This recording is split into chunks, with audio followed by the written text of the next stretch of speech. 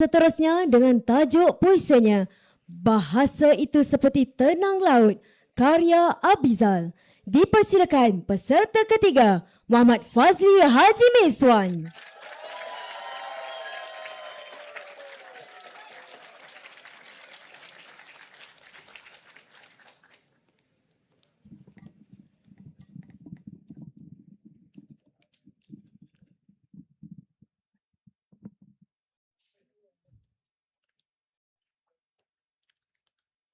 Bahasa Itu Seperti Tenang Laut karya Abizai.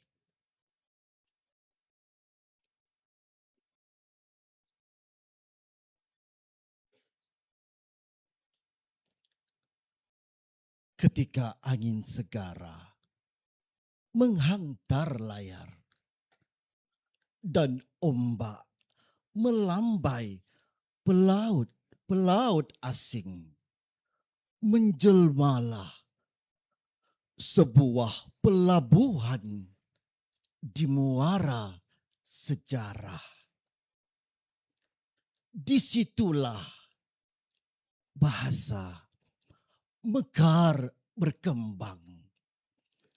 Tidak hanya sekadar penjalar sembang, tetapi jambatan panjang dan kukuh yang menaut bahtera dari segenap benua.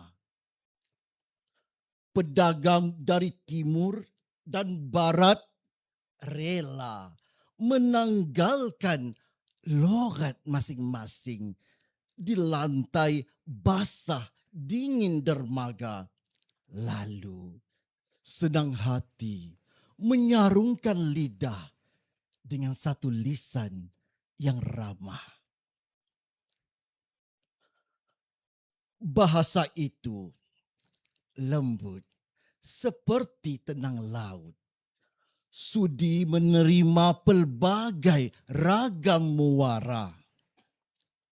Bicaranya lebih mahal berharga daripada nilai rempah dan emas, mampu mematahkan sengat bisa sengketa, berupaya memujuk ketidaksehaluan janji dengan sepasang payung lebar terbuka meneduh ihwal musyawarah dan niaga. Kini, setelah berabad musim bersalin kulit, zuriat bahasa itu masih membiak ligat selagi setiap warga setia percaya ia selamanya menjadi balai utama di sebuah mahligai negara bangsa.